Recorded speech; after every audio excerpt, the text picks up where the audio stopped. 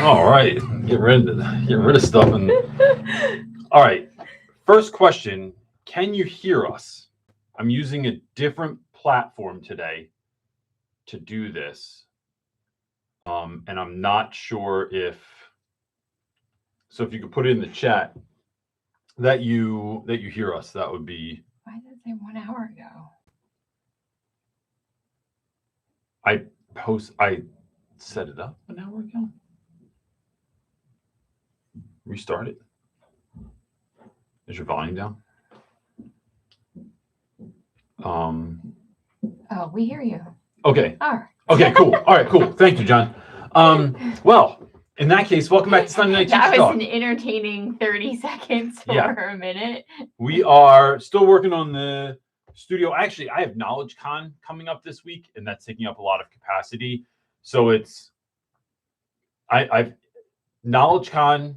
I'm teaching multiple things at school right now, and that's enough. That's enough that I have going on in my whole life, which is like can feel like a lot. And so and I need a haircut. Man, this thing is looking gnarly. But anyway, one of the things I think is very interesting. Let me share this before we get into our first question, because I just think this has really helped me in the last week.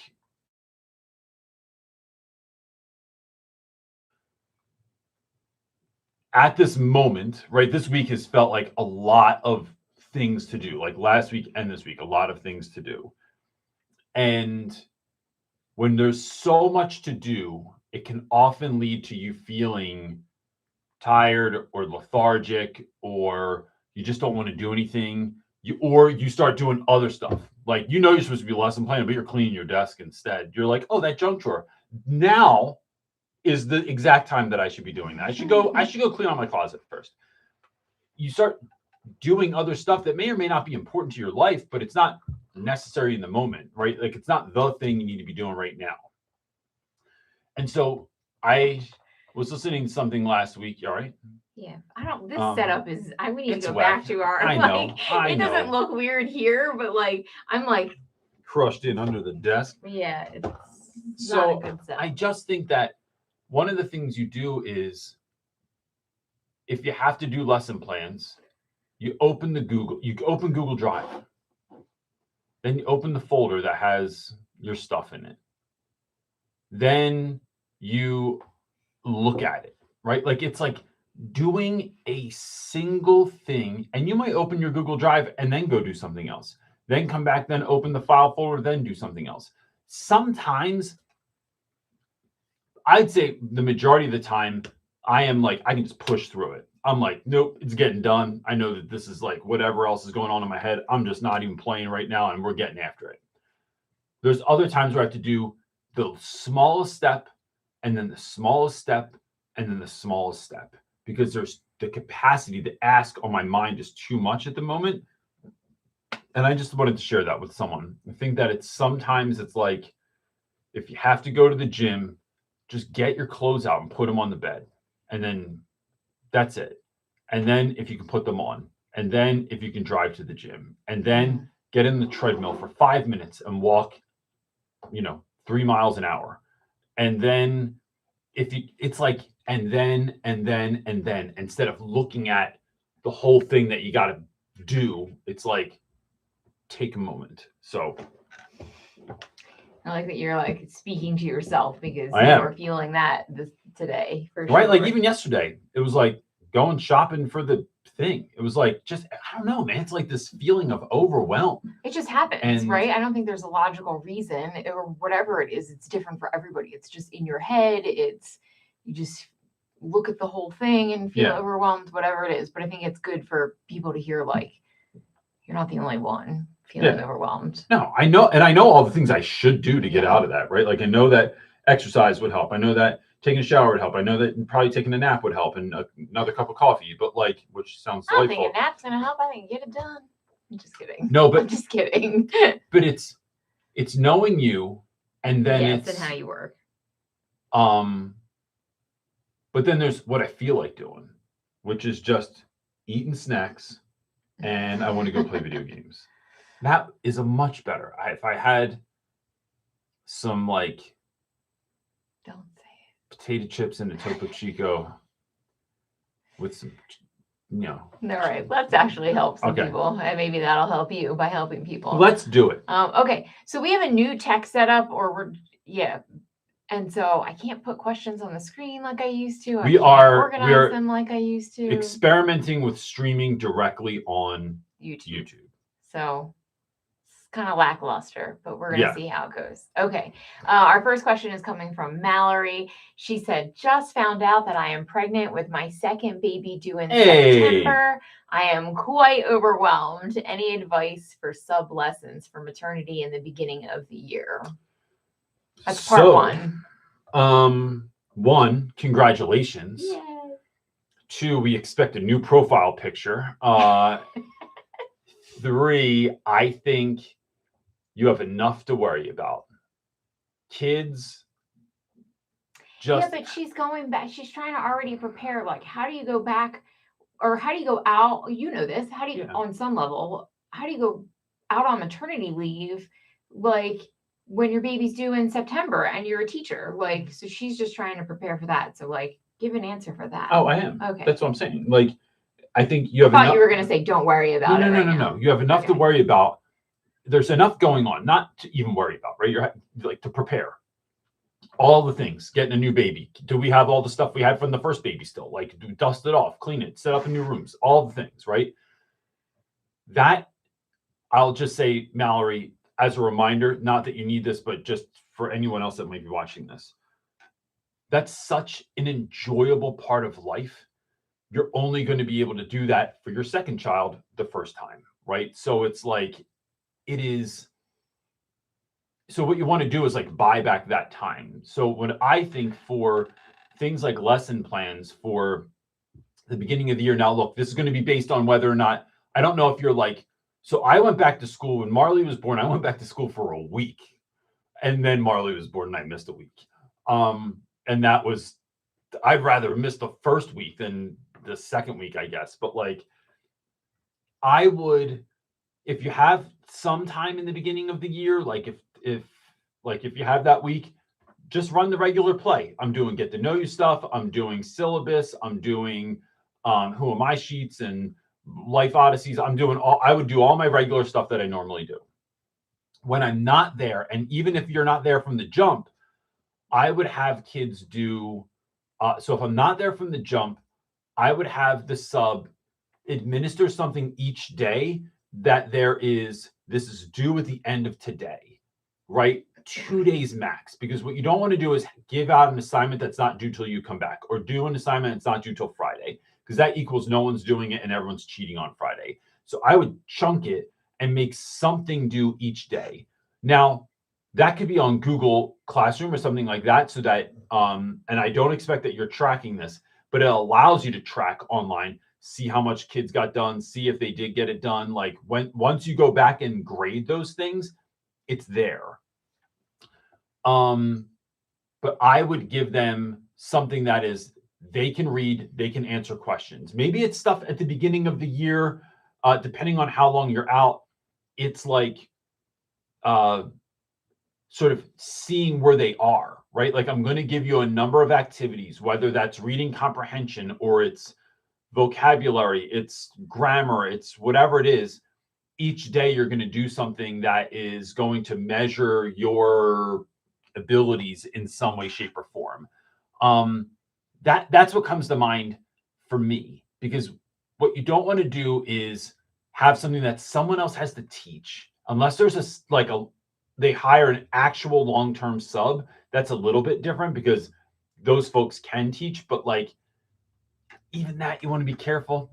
Like, if I knew who I was getting, if I knew that they could teach, if I knew they had some experience, that would be different. But if they don't, then I'm not having anyone teach anything. I want them to put the work on the board, hand out the assignment, and then the students are running with it. You could still have kids do something like a Life Odyssey project that you're going to look at when you come back, right? So they are, because that's just based on their own life. You give the Google slide, you give the examples, you give those sorts of things. And then part of me thinks like one of the things I did during COVID was now look, you're probably about to have a baby at this point, so I don't know that you want to be doing this, but like I used to make videos for my students, like video intros, so that they knew what to do. So it was me explaining it. I've also done I will give voice directions. So I'll give directions that will explain stuff to kids. So like there's an audio option on Google Classroom that it allows kids so they can hear me talking them through that sort of stuff. So, and that just kind of saves me time doing like trying to write directions that I'm hoping everyone's going to understand too, without any walkthrough. But that's what I'm thinking. I'm curious if anyone else on here, or if you end up watching this later, have you ever been in a similar situation that Mallory's in, and how did you handle that situation? Because mine's based on like if I'm out, but like how would somebody, has anyone on here ever been in that exact situation where you've had a child and you've missed school, and then how did you handle that? That's what I'm curious about. Yeah, that's so hard for teachers. Okay, oops, I went to click it like I could show it on the screen.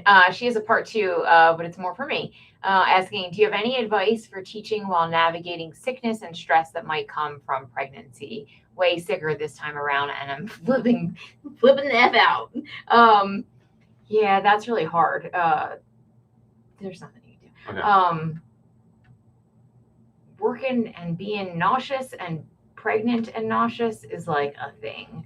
I would say when I was pregnant, I didn't work, especially like as a teacher, but I found small, like I'd eat food constantly. Like if I let my stomach go empty, it made me incredibly nauseous. So it's like knowing what your triggers are, or like how to combat those points before they get there, right? So it's like I ate saltine crackers like constantly. I had like all kinds of little snacks in my bag, like whatever it is that is like your comfort that kind of takes that away.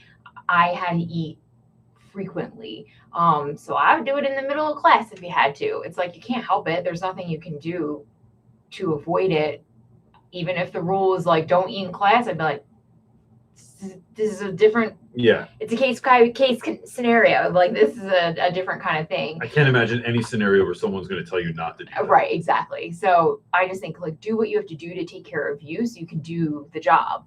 But I also wouldn't be afraid. I would look up things like, and I didn't do this when I was pregnant, but I know ginger like settles your stomach. So is there a tea that you can make and take a like make it in bulk and take it with you and drink it constantly if that helps. Like, I know ginger is like a natural for your stomach, but if it's super bad, I've known women who had pregnancy that was like super sick all through it, and they took like a prescription. There's like, I don't know what they're called, because this was also years ago, but they would take a nausea medication if needed. So I would look into that option if needed also. If those other kind of like simple things aren't really working for you, don't just think I got to muscle through it. Like go to your OB and ask what they have for that, because every pregnancy is completely different. So the fact that you're super nauseous with this one, not the last one, is quite common. I'll tell you this too. I mean, I feel like my friend Hannah was pregnant all the time for a while there. And I feel like when she was pregnant, we just all kind of stepped up. So if you need, like, even after she had like, so let's make this weird for someone, because I feel like someone's going to think it's weird if Leighton's on here. But like, if she had to like pump, right? Like after she had a baby, they had a little room that they made for her and stuff like that. And we would just step in her class. You were just like at the ready. So if she was like, Reynolds, I have to pee.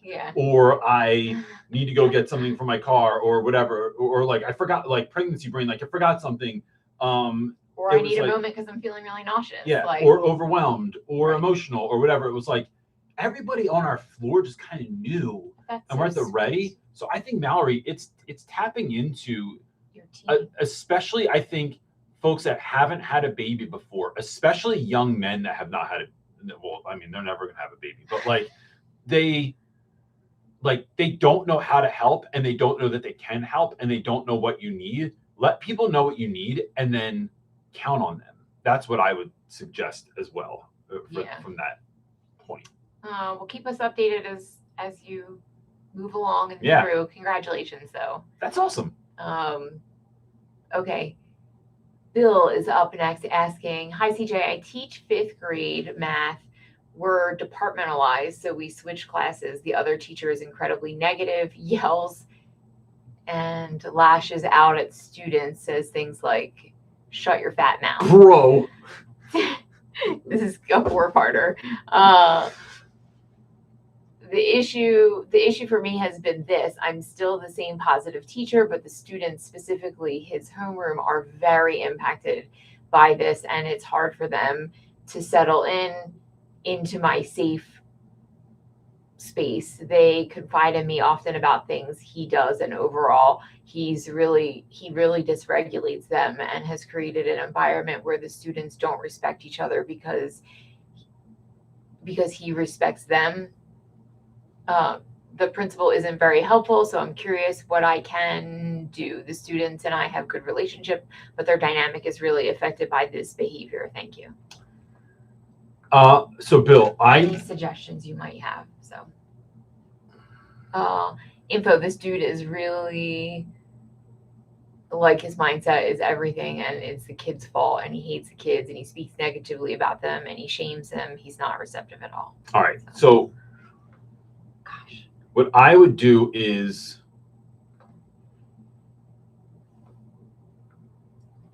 it's killing me that you're saying that the principal is not much help with this. And I would assume that students are telling you this to some degree as well. Like, you're finding information. Because he has a good relationship with them. Yeah, and so that's what happens, right? Because you become the safe space that the kids are going to go to have these conversations. I'd probably do a couple of things. One of those is, if students come to talk to me about stuff,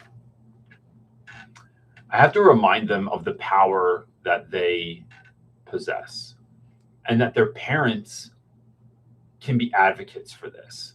That, I'll tell you what, if my kids came home and said some stuff like that someone told them to shut their fat mouth, bro, it's a wrap. From both of us, it's a wrap.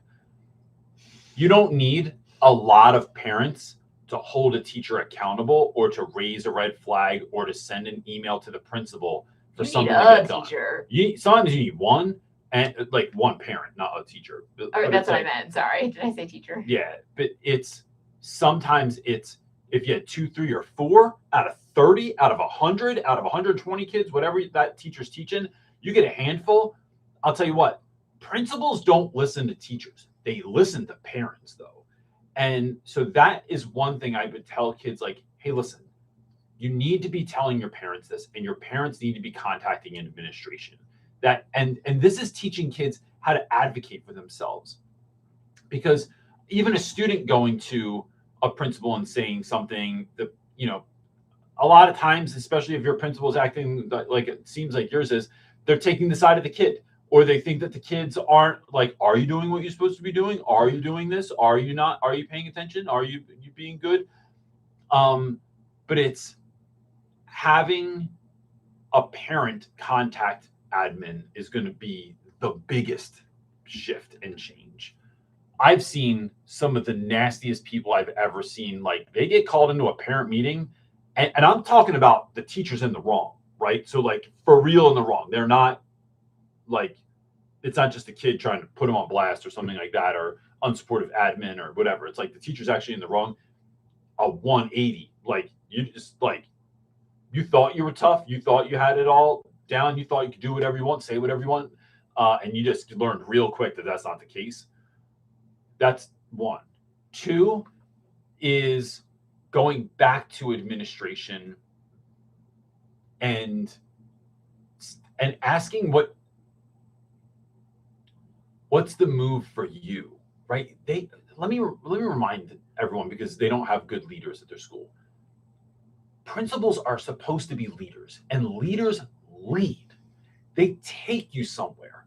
If they were the captain of the ship and something's not working with the wench, I don't even know what a wench is, but I know it's a part of a boat. You're aft on the bow and the wench isn't working. You should be able to go to the captain and say, this isn't working. We're having a problem with this. That's who you go to, right? So that's who I'm moving towards, and I'm going to continuously do it because maybe it's either going to break through or it's going to bother you. And you're as the leader, you're going to get bothered and be like, oh my gosh, let me just freaking go take care of this. So that's part of it as well. It's either bothering leadership on the behalf of your students or getting kids to advocate for themselves. You could, depending on your relationship with that individual, you could say something, but in my experience, teachers like this, they're not listening to you. They're not buying into this. Now, something else I would do, thinking about folks I've worked with in the past, if I thought someone was a real problem and the kids kept coming to me, and I've had this happen before, I might go talk to some trusted colleagues and say, hey, listen, what do you think about this? The kids keep coming to me about this teacher. This is what they're saying. So you're not saying this is what the teacher's doing because you're not in there, right? Like it's like entering in to this without condemnation. Here's what the kids are saying. They keep saying it all the time. I see how this individual acts. So this could be true. I'm curious, how can we help the kids through this? I think that could garner you an answer that's more helpful than like you just going and talking to that teacher. But I think your answer's in one of those three things. And here's all you need. All you need is the needle to move in this situation, right? Right now, it's the teacher's getting away with stuff, the kids are complaining, and they're coming to you. So the needle's not moving. All you need is 1, 2, 3 parents to contact the principal. All you need is one good idea from another teacher. All you need is for the kids to advocate for themselves. It's like all you need is that. Like all you need is like enough meetings with the principal that they're like, oh my gosh, I'll go freaking do something about this. So all you need is something to move the needle, and I think that's gonna be the grease on the wheel that gets this thing moving. In my experience, it could feel like it's huge, but it's not. It's not. It's like it's completely doable. Well, I think you're right. It's like what the loop that's happening right now is there's no change involved in that. And you're like experiencing, it's like a secondary trauma almost. You're left with it. Right. You're just left to feel those, they feel better. The students feel better because they can say it to someone, at least partially better, because they can say it, something about it, complain, get it off their chest, but then you're left with it. And it's like, what do you do with that now? Right. Here's a bad metaphor. Moving the needle a little bit will help.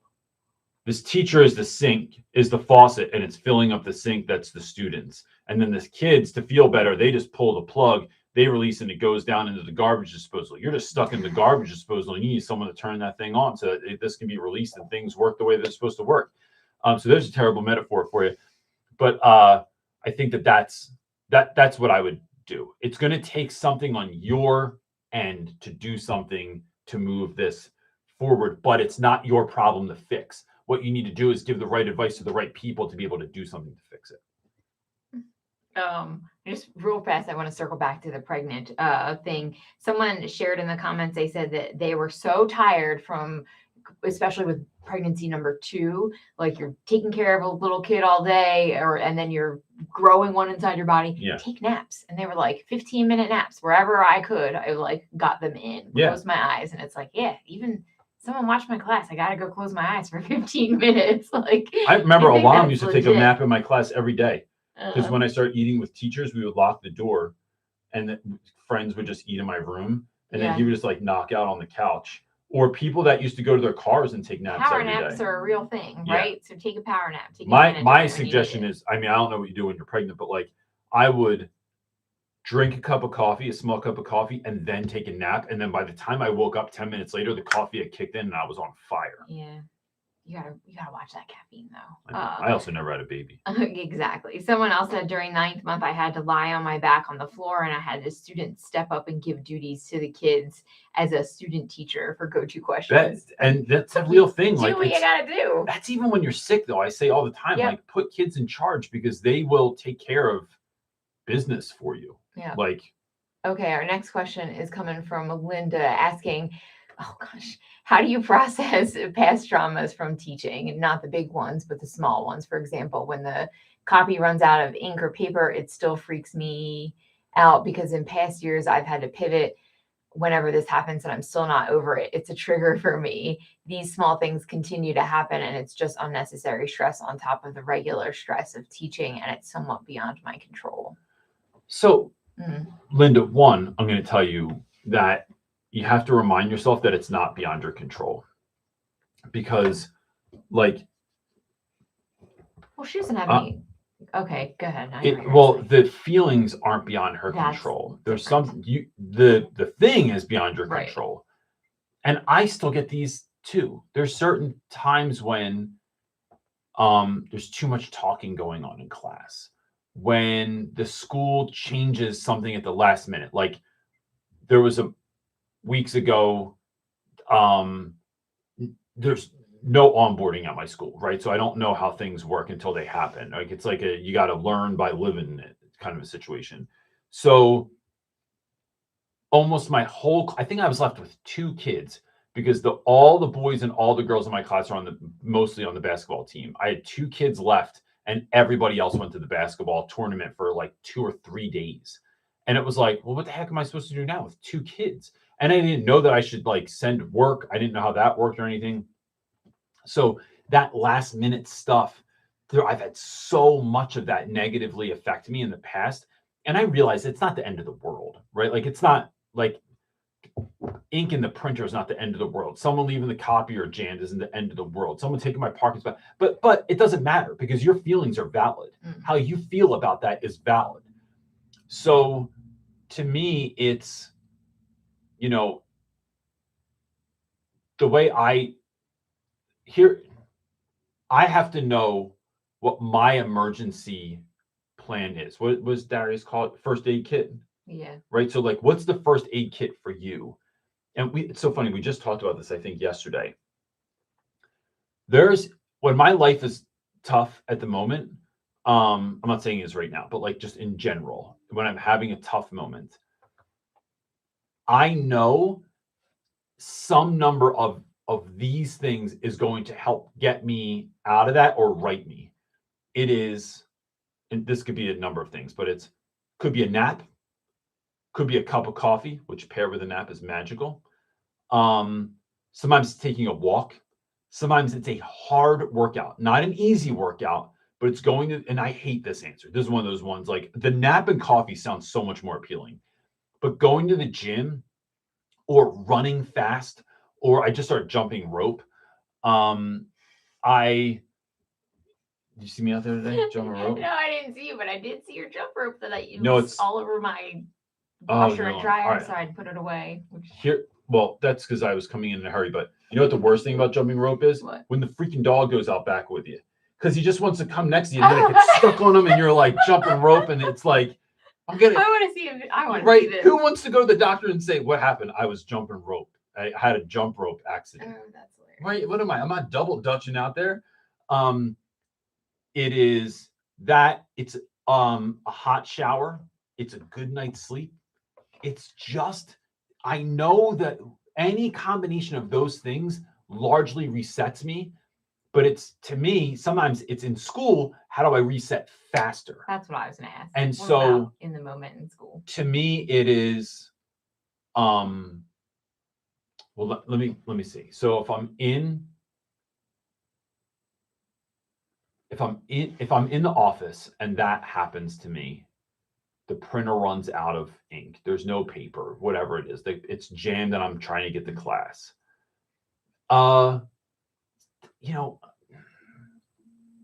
Mine they sound so silly, but they're simple. And this is what I do. I usually will remind myself that these feelings are real, but they're not necessary. Like this isn't necessary, like for me to do that. And the way that I do that, and I've done this forever, I really talk about this, so silly. I snap. That's how I remember myself. It's like an audio cue of like, nope, I know better than that. Nope, we're not doing that. Nope, we're not dealing with this right now. I had a therapist tell me that feel that later. Tell yourself you can feel these feelings. We're not doing it right now. You can do it at 3 o'clock in your car when you leave the building, right? And then have a moment in your car, put on the song, sit in silence, whatever, out of eye shot, don't cry if you need to, but like that's going to be your moment to do that. The other thing I do is I get in trouble for this sometimes, but like I put this smile on my face, like this smirk. And I just think like this isn't getting me. Like I know better than this. That helps me sometimes. And then the other thing that I don't like this answer either, but I'm going to say that what it is. If I can do something funny or fun, which I don't always feel like doing when I'm in that, but I know that have my stop sign in the hallway, blowing some bubbles in the hallway, giving 10 high fives on the way back to my class. There's something contagious about the children's laughter in school that can shift me. It reminds me why I'm there. It's almost like I'm feeling dark and that's shedding some light on my feeling. And so I'm hacking kids. I'm trying to get laughter happening around me, get good mood happening around me. That makes me feel that way. So that's how I deal with it. I'm not sure if that's particularly helpful. But I think breathing, breathing for helps me too. is like a mental reset of my emotions. Is there a certain way you do that? Is it quiet? I think it can be as simple as like taking literally the moment that you're feeling that and like just 3 to 5 like deep breaths.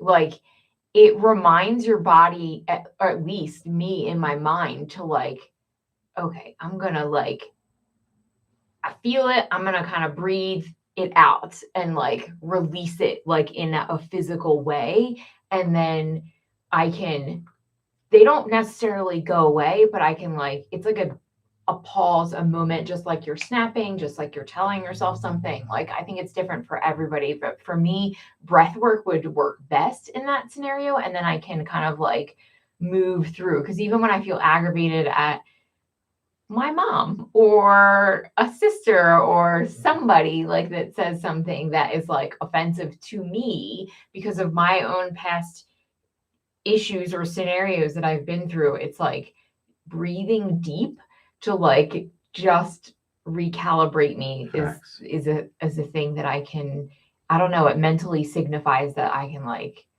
it's okay. Yeah. And moving through and moving past. It doesn't necessarily always take it away. You're hitting like something a mental I love note for me to let go. One of the things you're saying though, that I think that leads to, and what we had this conversation recently, like more recently, it can be super easy to shame yourself that you still feel that way. I'm still doing this. It's been this many years, like I changed schools and like all the thing, like why am I still feeling like this?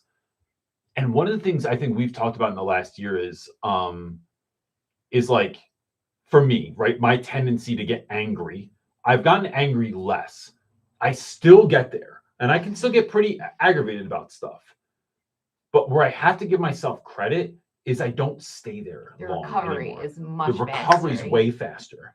And I don't think that's something folks give themselves enough credit for. Do you still get mad? Do you still have self-defeating behavior? Do you still feel crappy about yourself? Do you still lose your cool at a moment, or maybe even if you snapped at a student? But it's like, does this have to tie all the way over until tomorrow? Does this lead to now I have 3 weeks of me feeling crap about myself? Or is it like I did it and I go, wait a minute, you know what? I apologize. That was out of pocket and I shouldn't have done it. And I'm sorry that I talked to you that way. I just lost my mind for a second there. I'm getting old.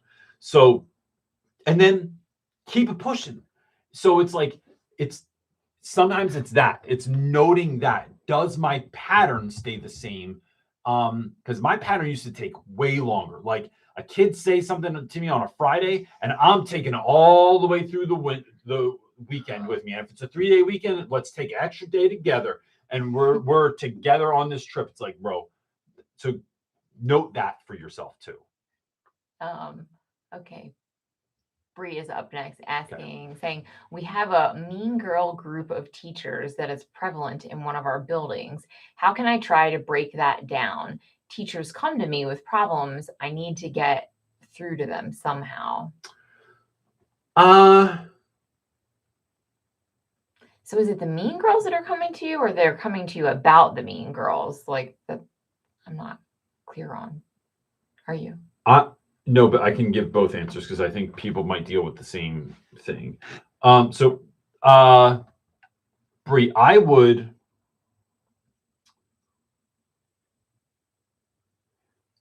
If the mean girls are coming to me, so this is what happens. Like I've had this happen before where there was like this group of teachers and they were so nasty and they like, ooh, I know who you're talking yeah, about. right. And they thought I was like on the team or something. And they were like, oh, Reynolds, can you believe this? Blah, blah, blah. And to me, it was, I know I don't want to be a part of this. I want nothing to do with this. So I would kind of laugh it off. I would just like laugh off I'd be like, why does that bother you? Like, that's so funny that bothers you. Or I would give advice on how to help, right? So, or I would do my best not to get pulled down with them. So what I'm doing there is showing you, without just saying it out loud, I'm not on your team. I'm on team, like, let's do something positive, that I'm not going to commiserate, that I don't talk crap. That's one. And then I can't cut people out necessarily. I mean, all right, folks like that I don't cut out.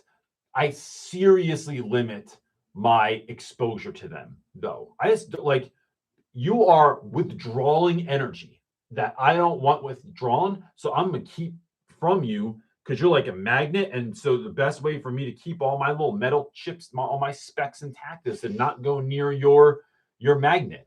That's one. With people that are coming to you with this, I think it's talking to those folks about doing that exact same thing. And then this would make me rally. This gets me energized because I see that as like, I'm going to break it down like this, Brie. You're at Catholic school. I think so. If I remember She has a caveat. She said about the mean girls, it's childish behavior that spills onto how the students behave. This is not the standard our school wants to have, but it's sneaky stuff. And she said, yes, I do try to tell the teachers how to appropriately address and respond and try to reduce the negativity. I think so. As a person of faith, and even if you're not a faith-filled person, you can shift this to your own like sort of lifestyle. I think when there's darkness around, the thing that gets rid of it is more light. And it's almost aggravating, right? Like if someone has like not been in the light and like all of a sudden, like, you know, every morning, like sometimes like when we open the curtains in the living room in the morning, it's like, oh this my God, glare that's coming in this window right now. It's doing that as much as possible. So how can I talk to those teachers, and how are we not just going to deal with this? We're not going to be on defense. We're going to be on offense. How do we be more awesome out loud and publicly? Because I would say that joy in public is one of the most revolutionary things people could do. And so I think of it as reflecting the light of God. So if we are mirrors and God's light is coming down, we are reflecting it onto people and situations. And that's what, all right. So that's my idea. But I have this idea of being disco balls for Jesus. So I don't want to just be a regular mirror that's reflecting. I want to be a disco ball that is shooting it around, because that's way more fun. So how can we be disco balls for Jesus in this moment? How can we shine a light of love, of positivity, of kindness? Because that is going to, one, show this is what we do. And two, I think that you just need the majority of your teachers to get on board with that. And it makes it very uncomfortable for other people to even be around that. And I think it holds a light up to who they are and what they're doing. And the fact that you are miserable all the time. And so I think it makes it stand out to your administration more. I think it makes people realize that like, it's like, if no one's doing anything about it, it's kind of like you're the only person on the dance floor. And what you need to do is get all those people that are trying to get down, like you're trying to get down, on the dance floor. And then it makes the other people the weirdos because they're still sitting at the bar, like not dancing because they're too curmudgeon-y. So it's like, how do we get more people on the dance floor? That's the real conversation I would be having. And then it's you doing the work so you can show up every day to be able to be that positive influence for folks. And not that your actions have to inspire them, but it's like, I'm here to do this work. Like, I'm not even trying to get into all that. And I would remind folks that if we're talking about it, because like if folks are coming to you about the Mean Girls, if we're talking about this and looking for solutions, I can do that. If we're talking about it to commiserate about it, we're doing nothing different than what they're doing. Mm-hmm. We're just like, it's like someone farted in the room and we just closed the door and we're just going to sit here with it. Like, somebody open a window, like do something about it. Right. So that's what I want folks to know that too. I am not ever interested in just commiserating. There's days when you have to blow off steam. There's days when you need a moment. There's days when, like, I get that. But if we're habitually and consistently just like commiserating about something, I'm not interested. Like, y'all need to know that. Even if it's complaining about the people who are complaining, not interested. It's like, because it doesn't do solve anything. Nope. I'm here to solve problems and to be a disco ball. And y'all are dimming my light, and then my disco ball can't be so disco-y. For real, this is what CJ says a lot at the house. I pray all the time. Even in our prayers. I pray for the kids in the morning. Let's be disco balls for Jesus today. Okay, gosh, my things. This is a mess. I don't like this setup. All right, we can talk about it. Well, let me find a question. So now, well, this is when you get to sing. No, Lauren, where did I skip it? So the difference now, gang, is that my wife used to be able to star. So, like I said, it's an experiment. Used to be able to star questions. It would stay somewhere. I could organize them. Okay, here we go. I knew I saw Laura's question. Okay. Laura's asking, I'm loving your Instagram clips of your hallway engagement with kids. It makes me smile and laugh to watch the student reactions. I'm wondering what the feedback is from your colleagues. I'm going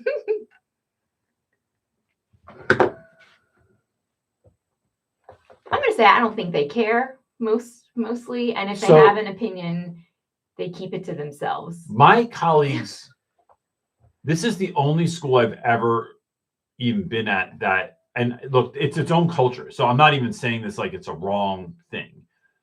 The teachers at my school are responsible for a lot. They teach multiple different classes, multiple different subjects. Then they have duties and all this other stuff.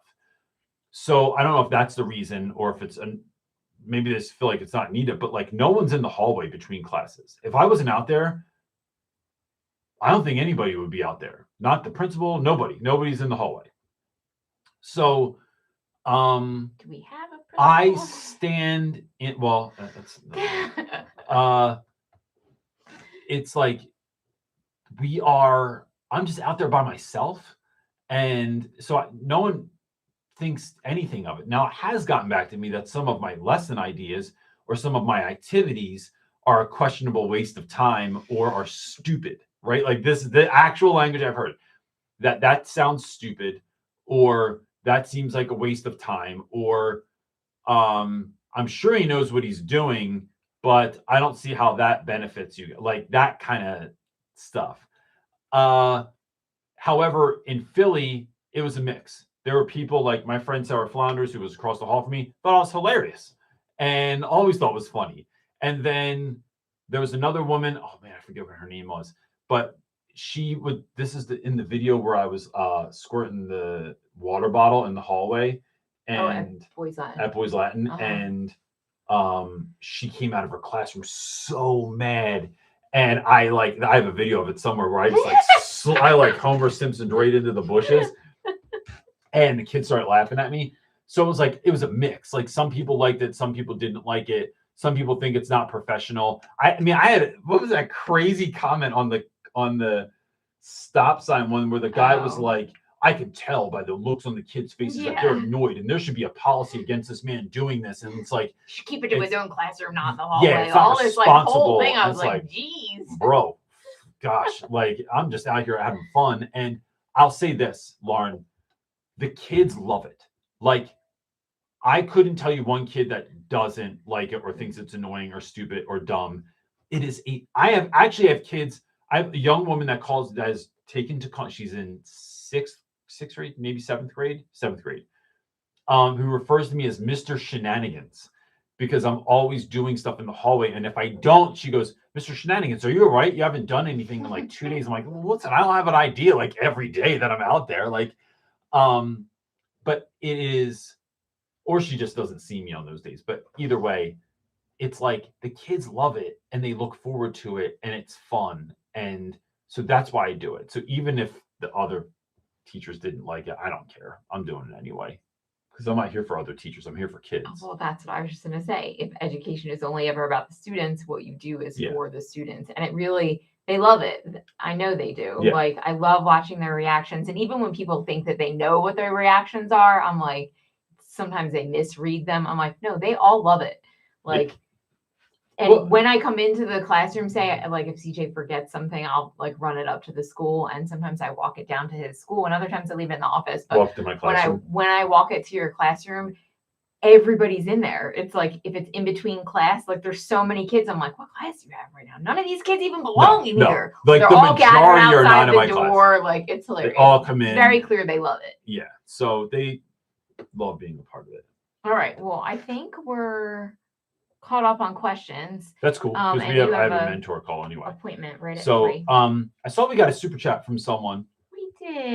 She said, Tina, she said, no question, just a thank you for all you do. So happy I found your channel a few years ago. I appreciate that so much. And Super Ruth chats. Gave us a super chat. And Ruth, I love it. Thank you so much. That really means a lot, and it supports the work that we do. What happens if I heart this?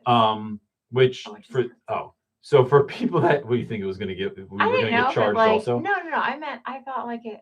So I don't know. I'm about to go do a number of mentor calls right now. If you need help, you can go to our website, go to our janky website and sign up for, or it's still in the middle of getting a new one made. Go to our janky website, and in the top right corner, you can get a pull down and it goes to mentoring. I want to say that this is my new thing I'm trying to really get for folks this year, because when I tell you mentoring might be for you, I've had folks do mentoring that have gotten, and this is not a promise, right? I can't say this for everybody because they had to do the work. I was going to say, that's it. They actually implemented the things. Folks that have gotten Teacher of the Year, folks that have gotten nominated for Teacher of the Year, folks who've gotten pulled in the principal's office because last year they almost got fired, were put on a warning track, and they were like, what are you doing? You're unbelievable this year. If that you feel like that could help you, and you go on, see like the different prices and stuff. If it's too expensive for you, please email us and let me know that price point is not something you can do. I'd rather try and figure something out. The same thing with speaking at your school. I'm not doing this to like, I'm going to be rich one day, but I'm going to be rich on the back of like working for brands or something like that. I am not trying to get rich off teachers, but I do need to like freaking feed my kids and stuff, right? Please reach out if you can't do that. If your school only has this much money instead of this much money to have me come speak, I'd rather have the conversation. I'd rather help teachers. I'd rather fulfill the mission than just make the money. So let's have that conversation. And so I want to just put that out to folks. Quick shout out to Maisha, who was nominated for Teacher of the Year. Really? Yes. I forgot to tell you. I saw it in the text earlier. Oh, really? Sorry. That is awesome. Yay. So I'm sure that that your dog is very excited about this as well. Maisha's dog lives on her back. Paco, right? Is that his name? Paco? I think it's Paco. No, it's Pacino. I think like Al Pacino. Oh.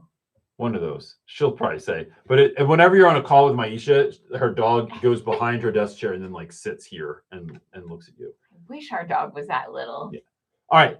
Anything else? No, that's it. Cool. That's it, gang. There's no like outro on this either. So when I end it, it's just going to end. I'm sorry if you're saying goodbye to someone, but I'm trying to figure all that tech out on here and I haven't figured it out yet. So, Pacino, yeah, I thought so. Sorry. So with that, we will see you next week. And if you're going to be at KnowledgeCon this coming Sunday, so I won't be on live next week because I have KnowledgeCon. But if you're in the LA area and you can make it, please come out. It's going to be awesome. And we'll see you there. But otherwise, have a great week. See you. Peace.